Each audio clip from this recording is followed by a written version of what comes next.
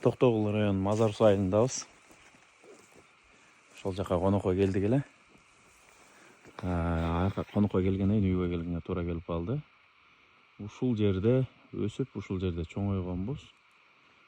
Где-то 1 гектардай бар жердин чоңдугу.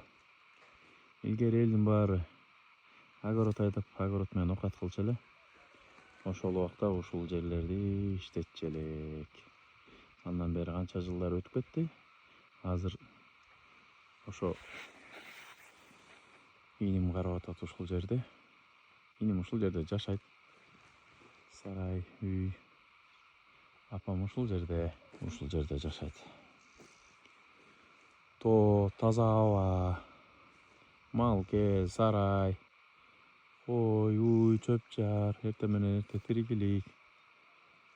Жомарт Бөкөнбаев чок камыш туулган ушул жерде. Жомарт Бөкөнбаевдин айылындабыз да. Токтогул району Мазар Суу айылы. Бул жак Талас тарап болуп калат. Жалал Абад тарап, Аксы тарап бул жак. Казарман тарап бул жак. Бишкек тарап ушул жак. Бул жак. Чыгыш тарап Бишкек тарап болуп калат. Ошондой достор. Мен дагы кызыктуу видеолор салганга аракет кылам. Биз Мега магазиндебиз. Токтогул көчө 259 дроп 4 дарегинде. Бизден жакшы жаңылыктарды угуп, биз менен чогуу болуңуздар. Биздин Мега магазинде сонун болгон бонустар бар. Ошолорго дагы жетишкенге аракет кылыңыздар. Лайктан басып, комментарий жазып, биз менен чогуу болуп туруңуздар.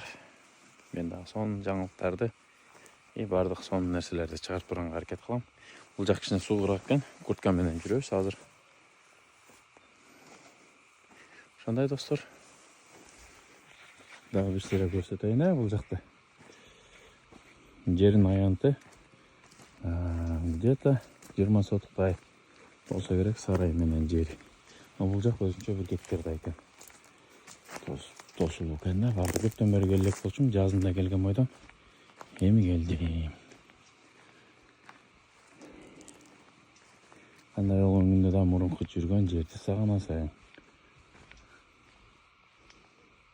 Ушул жердебиз достор. Айылдын тиричилиги. Топурак, кум, кенен, чоң сарай, үй чоң кенен.